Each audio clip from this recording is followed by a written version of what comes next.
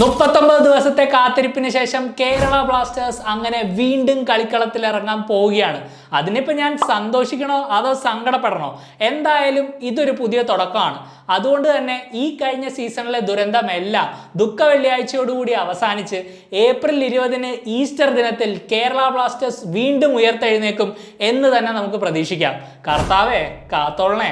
Super കപ്പിൽ നമ്മുടെ എതിരാളികളായ east Bengal നമ്മളെപ്പോലെ തന്നെ മറക്കാൻ ആഗ്രഹിക്കുന്ന ഒരു ISL സീസൺ കഴിഞ്ഞാണ് വരുന്നത്. പക്ഷെ നമ്മളെ വെച്ച് കമ്പയർ ചെയ്യുമ്പോൾ അവർക്ക് കുറച്ച് അഡ്വാൻറ്റേജുകളുണ്ട്. ഒന്നാമത്തെ കാര്യം, നമ്മളെപ്പോലെ ഒരു പുതിയ കോച്ചിൻ്റെ കീഴിൽ ആദ്യ മത്സരത്തിന് ഇറങ്ങുന്ന ഒരു ടീം അല്ല അവർ. രണ്ടാമത്തേത്, ഇരു ടീമിനെ എടുത്ത് നോക്കിയാലും ഒരു ഇന്ത്യൻ കോറാണെങ്കിലും സ്ക്വാഡാണെങ്കിലും ഈസ്റ്റ് ബംഗാളിൻ്റെ തന്നെയാണ് നല്ലത്. മൂന്നാമത്തേത്, അവരും നമ്മളും തമ്മിൽ ഏറ്റുമുട്ടിയ ഏറ്റവും ലേറ്റസ്റ്റ് മത്സരത്തിൽ അവർ 2-1 ജയിച്ചിരുന്നു. ഇങ്ങനൊരു സാഹചര്യത്തിൽ എന്താണ് ശരിക്കും നമ്മൾ ഡേവിഡ് കാറ്റലേന്നും കേരള ബ്ലാസ്റ്റേഴ്സിൽ നിന്നും എക്സ്പെക്ട് ചെയ്യേണ്ടത്? ഈ ഒരു മത്സരത്തിൽ നമുക്കറിയാം, വേണമെങ്കിൽ നമുക്ക് 6 ഫോറിനർമാരെയും ഒരേ സമയത്ത് പിച്ചിലിറക്കാം. അപ്പോൾ നമ്മുടെ ബെസ്റ്റ് ലൈനപ്പും പോസിബിൾ ഫോർമേഷനും എന്തൊക്കെയായിരിക്കും? ഇതെല്ലാം നമുക്ക് ഈ വീഡിയോയിൽ ഡീറ്റെയിൽ ആയിട്ട് ചർച്ച ചെയ്യാം. ഫോർമേഷനെ കുറിച്ച് പറയുകയാണെങ്കിൽ കാറ്റല ഇതിനു മുമ്പ് ഏറ്റവും കൂടുതൽ പ്രിഫർ ചെയ്തിരിക്കുന്നത് 4-2-3-1 എന്നുള്ള ആ ഒരു ഷേപ്പാണ്. എനിക്ക് പേഴ്സണലി ഇതിലൊരു ചോയ്സ് ഉണ്ടെങ്കിൽ ഞാനൊരു 4-3-3 ലൈനപ്പേ ഈ മത്സരത്തിന് ചൂസ് ചെയ്യുള്ളൂ.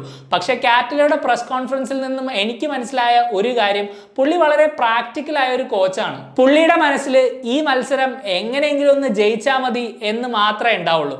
അതുകൊണ്ട് തന്നെ നമ്മൾ വളരെ കോമ്പാക്റ്റ് ആയിട്ട് നമ്മുടെ ഡിഫൻസിന് നല്ല പ്രൊട്ടക്ഷൻ നൽകിയേ ലൈനപ്പ് ചെയ്യാൻ ചാൻസ് ഉള്ളൂ. അതിനർത്ഥം നമ്മൾ ഡ്യൂറൻ കപ്പിലൊക്കെ ആദ്യം കണ്ട പോലെ ഒരു ഫ്രീ ഫ്ലോയിങ് അറ്റാക്ക് ഒന്നും ആരും പ്രതീക്ഷിക്കേണ്ട. അങ്ങനെയാണെങ്കിൽ നമുക്ക് പ്രെഡിക്റ്റഡ് 11ലേക്ക് കടക്കാം. നമ്മളൊരു 4-2-3-1 ഫോർമേഷൻ തന്നെ യൂസ് ചെയ്യും എന്നുള്ളൊരു ധാരണയിലാണ് ഞാൻ ഈ ലൈനപ്പ് പിക്ക് ചെയ്തിട്ടുള്ളത്. ഗോൾ കീപ്പറായിട്ട് നോറ ഫെർണാണ്ടസ് തന്നെ വേണമെന്നായിരുന്നു എൻ്റെ ആഗ്രഹം. പക്ഷെ ഇതിനോടകം തന്നെ നമ്മളെല്ലാവരും ആ വാർത്ത അറിഞ്ഞു കാണും അല്ലേ? പരിക്കിന്റെ ട്രീറ്റ്മെന്റിന്റെ ഭാഗമായിട്ട് നോറ ഈ ടൂർണമെന്റ് കളിക്കില്ല എന്ന് ക്ലബ്ബ് ഇതിനോടകം തന്നെ കൺഫേം ചെയ്തു കഴിഞ്ഞു. Goal keeping department Kerala Blasters improve ചെയ്യേണ്ട ഒരു പൊസിഷൻ ആയതുകൊണ്ടും നോറയെ എനിക്ക് വളരെ പേഴ്സണലി അറിയാവുന്ന ഒരു പ്ലെയർ ആയതുകൊണ്ടും ഈ ഗോവക്കാരൻ ഇവിടെ പച്ച പിടിക്കണമെന്ന് എനിക്ക് വലിയ ആഗ്രഹം ഉണ്ടായിരുന്നു. പക്ഷേ ഇനി എന്തായാലും ഈ സീസൺ നഷ്ടമായ സ്ഥിതിക്ക് പുള്ളിയുടെ ലോങ് ടേം ഫ്യൂച്ചർ ഈ ക്ലബിൽ എന്താണെന്ന് നമ്മൾ കണ്ടറിയണം. നോറ ഇല്ലാത്ത ഈ ഒരു സ്ഥിതിക്ക് എന്തായാലും കമൽജിത് സിംഗ് തന്നെ ആയിരിക്കും നമ്മുടെ ഗോൾ കീപ്പർ. കാറ്റല തന്റെ ടീമുകളിൽ ഫുൾ ബാക്സിന് ഒരുപാട് ഇമ്പോർട്ടൻസ് കൊടുക്കാറുണ്ടെന്ന് ഞാൻ എവിടെയോ വായിച്ചിരുന്നു. അപ്പോൾ പിന്നെ അറ്റാക്കിൽ നല്ലോണം കോൺട്രിബ്യൂട്ട് ചെയ്യാൻ കഴിവുള്ള, അതുപോലെ തന്നെ ഡിഫെൻസീവ്ലി റിക്കവറീസ് നടത്താനും കഴിവുള്ള ഐബാൻ റൈറ്റ് ബാക്കിലും നവോച്ച ലെഫ്റ്റ് ബാക്കിലും കളിക്കണം എന്ന് തന്നെയാണ് എൻ്റെ ചോയ്സ്. ഇനി ഞാൻ അങ്ങോട്ട് എടുക്കാൻ പോകുന്ന ചില തീരുമാനങ്ങളൊക്കെ കുറച്ച് ബോൾഡായിട്ട് നിങ്ങൾക്ക് തോന്നിയേക്കാം. പേഴ്സണലി മിലോസിന് ഈ ക്ലബിൽ ഒരു ലോങ് ടേം ഫ്യൂച്ചർ ഉണ്ടെന്ന് ഞാൻ വിശ്വസിക്കുന്നില്ല. പക്ഷേ എന്നിരുന്നാൽ കൂടി ഈ ഒരു മത്സരത്തിൽ കാറ്റല മിലോസിനെ സെൻറ്റർ ബാക്കിൽ കളിപ്പിക്കും എന്നെനിക്ക് തോന്നുന്നുണ്ട്. അങ്ങനെ സംഭവിക്കുകയാണെങ്കിൽ മിലോസിൻ്റെ ഒപ്പം സെൻറ്റർ ബാക്കായിട്ട് ബികാഷ് യുംനം കളിക്കണം എന്ന് തന്നെയാണ് എൻ്റെ ആഗ്രഹം. വേണമെങ്കിൽ നമുക്ക് ബികാഷിനെയും ഹോർമിപ്പാമിനെയും വെച്ച് ഒരു സെൻറ്റർ ബാക്ക് പെയറിങ് ട്രൈ ചെയ്യാം. പക്ഷേ ഈ ഒരു കോമ്പറ്റീഷനിൽ നമുക്ക് 6 ഫോറിനേഴ്സിനെ കളിപ്പിക്കാം എന്നുള്ളൊരു റൂൾ ഉള്ളത് കൊണ്ട് തന്നെ നമ്മളൊരു ഓൾ ഇന്ത്യൻ ഡിഫൻസ് പരീക്ഷിക്കാനുള്ള സാധ്യത വളരെ കുറവാണ്. ഇനി മിഡ്ഫീൽഡിലേക്ക് വരുമ്പോൾ ദൂഷാൻ ലഗത്തോറും വിപിനുമാണ് എൻ്റെ ഡബിൾ പിവറ്റ്. ലഗത്തോറിന് ഡിഫെൻസീവ്ലി നല്ലോണം കോൺട്രിബ്യൂട്ട് ചെയ്യാനായാൽ മിഡ്ഫീൽഡിൽ കുറച്ച് എക്സ്പാൻസീവായിട്ട് കളിക്കാനുള്ള ടൈമും സ്പേസും വിപിന് കിട്ടും എന്ന് ഞാൻ പ്രതീക്ഷിക്കുന്നു. നമ്മുടെ സെൻട്രൽ ഫോർവേഡ് ഹേസുസ് ഹിമനേസ് ആണെന്ന് ഞാൻ എടുത്ത് പറയേണ്ട കാര്യമില്ലല്ലോ. അപ്പം പിന്നെ ഈ ലൈനപ്പിൽ ഹിമനേസിന് പിന്നിൽ കളിക്കുന്ന 3 താരങ്ങൾ ആരാണ് എന്നും കൂടെ ഡിസൈഡ് ചെയ്യാനുള്ളൂ. അതിൽ സെൻട്രൽ അറ്റാക്കിംഗ് മിഡായിട്ട് ലൂണ, കൂടുതൽ ചോദ്യം പറിച്ചിലൊന്നുമില്ല, പുള്ളിയുടെ ബെസ്റ്റ് റോളാണത്. Let him do what he does best. Koru Singh personal issues കാരണം ഈ ഒരു മത്സരം കളിക്കാനുള്ള ചാൻസ് വളരെ കുറവാണെന്ന് കേട്ടു. അങ്ങനെയാണെങ്കിൽ ആ റൈറ്റ് മിഡ്ഫീൽഡിൽ വലിയൊരു ഗ്യാപ്പ് നമ്മൾ നികത്തേണ്ടിയിരിക്കുന്നു.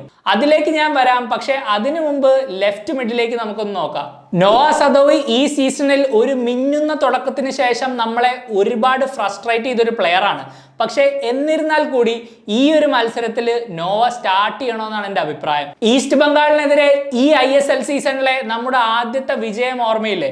അന്ന് കലൂരിന്റെ ചക്രവള സീമയിൽ ഒരു നോവോദയം നമ്മൾ കണ്ടിരുന്നു. നോവ റോൾ ഇറ്റ് ബാക്ക് പ്ലീസ്. ഇനി റൈറ്റ് മിഡ്ഫീൽഡിൽ ഞാൻ അമാവിയാണ് ചൂസ് ചെയ്യുന്നത്. ഒരു ലെഫ്റ്റ് ഫുട്ടഡ് പ്ലെയർ ആണ് അമാവി എന്ന് എനിക്കറിയാം. പക്ഷേ ഇപ്പൊ നമ്മുടെ ക്ലബിൽ അവൈലബിൾ ആയിട്ടുള്ള ഒരു വിങ്ങറും തരാത്ത ഒരു ഡയറക്ട്നെസ്സും ഒരു റോ പേസും സ്ട്രെങ്ത്തും ഒക്കെ അമാവിയൊക്കെ ഉണ്ട്. ആ എബിലിറ്റീസ് ഒക്കെ ഈ ഒരു മത്സരത്തിൽ നമുക്ക് ഒരുപാട് ഗുണം ചെയ്യാൻ നല്ല സാധ്യതയുണ്ട്. യെസ്, ഇങ്ങനെ നമ്മൾ ലൈനപ്പ് ചെയ്യുകയാണെങ്കിൽ ക്വാമെ പെപ്ര ബെഞ്ചിൽ ഇരിക്കേണ്ടി വരും. എനിക്ക് ഒരുപാട് ഇഷ്ടമുള്ള ഒരു പ്ലെയർ ആണ് പെപ്ര. പക്ഷേ ബെഞ്ചിൽ നിന്നും ഒരു ഇമ്പാക്ട് സബ്ബായിട്ട് ഈ മാച്ചിന് ഇറങ്ങുന്നതായിരിക്കും കുറച്ചുകൂടെ ബെറ്റർ എന്ന് എനിക്ക് തോന്നി. ഈ കഴിഞ്ഞ സീസണിൽ കലൂരിൽ വെച്ച് നമ്മൾ ഈസ്റ്റ് ബംഗാളിനെ തോപ്പിച്ചപ്പോൾ പെപ്ര ഇങ്ങനെ സബ്ബായി ഇറങ്ങി ഒരു ഗോളും അടിച്ചിരുന്നു. Something tells me he should play that role. അപ്പൊ അതാണ് ഗൈസ്, ഈ ഒരു മത്സരത്തിൽ ഞാൻ ഡേവിഡ് കാറ്റ്ലയിൽ നിന്നും കേരള ബ്ലാസ്റ്റേഴ്സിൽ നിന്നും എക്സ്പെക്ട് ചെയ്യുന്ന ബെസ്റ്റ് പോസിബിൾ 11. പിന്നെ ഇതോടുകൂടി നമ്മുടെ ചാനലിൽ 100 വീഡിയോ തികഞ്ഞിരിക്കുകയാണ്. ഇത്രയും വീഡിയോസ് ചെയ്യാൻ എനിക്ക് മോട്ടിവേഷനും ഇൻസ്പിറേഷനും തന്ന നിങ്ങൾക്ക് ഓരോരുത്തർക്കും ഒരു ബിഗ് താങ്ക് യു. ഈ ഒരു സൂപ്പർ കപ്പ് മത്സരത്തിന്റെ ഡീറ്റെയിൽഡ് റിവ്യൂ ആയിട്ട് ഞാൻ വരുന്നതായിരിക്കും. അതുവരേക്കും as always you take care. Bye for now.